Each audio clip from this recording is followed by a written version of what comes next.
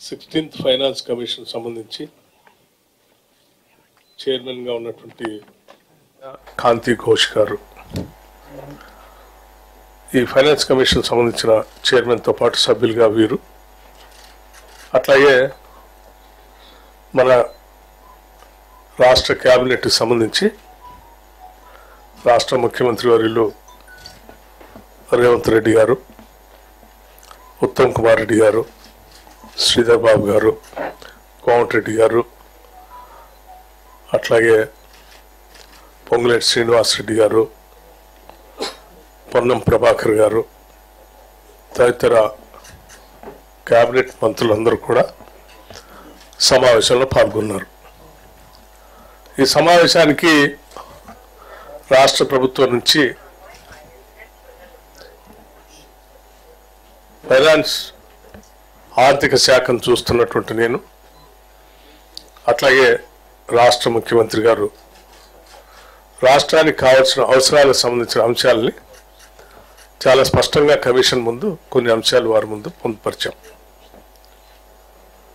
అట్లాగే ఈ కమిషన్ ముందు డీటెయిల్డ్గా రాష్ట్రానికి సంబంధించిన అంశాలని మన స్పెషల్ చీఫ్ సెక్రటరీ గారు కె రామకృష్ణరావు గారు, అట్లాగే మున్సిపల్ అడ్మినిస్ట్రేషన్ సంబంధించి అర్బన్ డెవలప్మెంట్ అథారిటీకి సంబంధించి అర్బన్ విషయాలకు సంబంధించి దాన కిషోర్ గారు ఒక చక్కటి ప్రజెంటేషన్ కూడా ఇచ్చారు.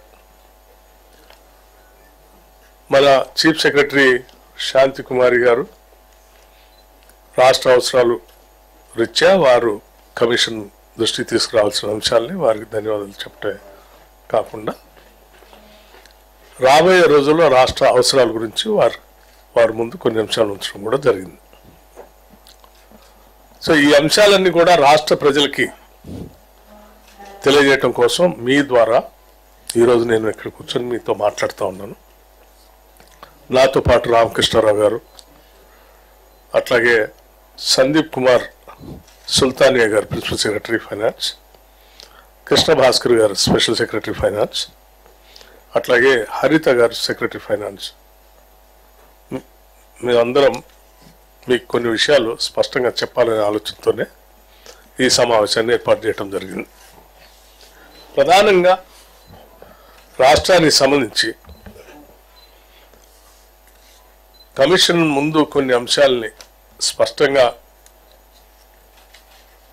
క్లారిటీగా వారి ముందు పొందుపరుస్తూ ఈ రాష్ట్రానికి ఏం కావాలని చెప్పేటువంటి అంశాల్లో సెంట్రల్లీ స్పాన్సర్డ్ స్కీమ్స్ సంబంధించి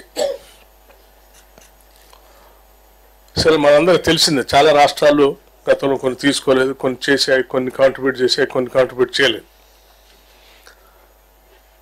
ఈ దేశంలో రాష్ట్రాల సమూహంగా ఉన్నటువంటి దేశంలో రకరకాల రాష్ట్రాల అవసరాలు ఆయా సామాజిక పరిస్థితులపైన, భౌగోళిక పరిస్థితులపైన ఆధారపడి ఉంటాయి. కాబట్టి కేంద్ర ప్రభుత్వం నుంచి తయారు చేసే సెంట్రల్లీ స్పాన్సర్డ్ స్కీమ్స్ అన్నీ కూడా ఒకే మోసలాగా, అంటే దేశాన్ని మొత్తానికి సంబంధించి ఒకే రకంగా ఉంటున్నాయి. కాబట్టి ఆ రాష్ట్రాల్లో అవసరాలు ఏ ప్రత్యేక అవసరాలు ఉంటే దానికి అనుగుణంగా అవి ఉండకపోవటం వలన రాష్ట్రాలు పెద్ద ఎత్తున కొంత నష్టపోతూ ఉన్నాయి. అలా కాకుండా ఆ రాష్ట్రాల అవసరాలకు అనుగుణంగా, వారికి ఉన్నటువంటి సామాజిక స్థితిగతులకు అనుగుణంగా, భౌగోళిక పరిస్థితులకు అనుగుణంగా, అవసరాలకు అనుగుణంగా వాళ్లే స్కీమ్స్ డిజైన్ చేసుకొని ఆ రాష్ట్రాలకు సూట్ అయ్యేటువంటి స్కీమ్స్ డిజైన్ చేసి కేంద్రానికి ప్రపోజల్ సబ్మిట్ చేస్తే ఆ సెంట్రల్లీ స్పాన్సర్డ్ స్కీమ్స్లో ఏ రకంగా అయితే మీరు 60-40 రేషియోలో నిధులు సమకూరుస్తారో, 60% కేంద్రం, 40% రాష్ట్రం నుంచి సమకూర్చి ఆ స్కీమ్స్ని ఇంప్లిమెంట్ చేస్తాము. ఆ రకంగా వాటిని అమలు చేస్తే ప్రతి రాష్ట్రానికి వారి అవసరాలకు అనుగుణంగా స్కీమ్స్ డిజైన్ చేసుకోవడానికి అవసరం ఉంటుంది. నిధులు అర్థవంతంగా ఖర్చు పెట్టడానికి కూడా అవకాశం ఉంటుంది. దాన్ని పరిగణలో తీసుకోవాలని చెప్పి, ఇది మా రాష్ట్ర సమస్య ఒకటే కాదు, దేశంలో ఉన్న అన్ని రాష్ట్రాల సమస్య అని చెప్పి వారు స్పష్టంగా చెప్పడం జరిగింది. అట్లాగే తెలంగాణ రాష్ట్రానికి సంబంధించి ఆర్థిక పరిస్థితులు కూడా ఈ రాష్ట్రానికి సంబంధించి ధనిక రాష్ట్రంతో ఉన్నటువంటి ఈ రాష్ట్రంలో గత 10 ఏళ్లు పాలన చేసినటువంటి ప్రభుత్వాలు విపరీతమైనటువంటి అప్పులు చేసి ఆ అప్పులు భారం పెరిగిపోయి ఈరోజు అది ఏ స్థాయికి వెళ్ళింది అంటే ప్రతి నెల రాష్ట్ర ప్రభుత్వం ఇచ్చేటువంటి జీతాలు 5,000 కోట్ల రూపాయలు ఉంటే అప్పులు వడ్డీలు కట్టేటువంటి డబ్బులు జీతాలు కట్టేటువంటి డబ్బుల కంటే ఎక్కువగా ఉంటున్నాయి. 5,200 కోట్ల రూపాయలు ప్రతి నెల ఈ అప్పులు ఆ ప్రిన్సిపల్ అమౌంట్ కట్టడానికి అయిపోతా ఉన్నాయి. దీని ప్రధాన కారణం విపరీతంగా తీసుకొచ్చినటువంటి అప్పులు. ఆ అప్పులు కూడా ఎక్కువ రేట్ ఆఫ్ ఇంట్రెస్ట్ తెచ్చిన అప్పులు కూడా కావటం.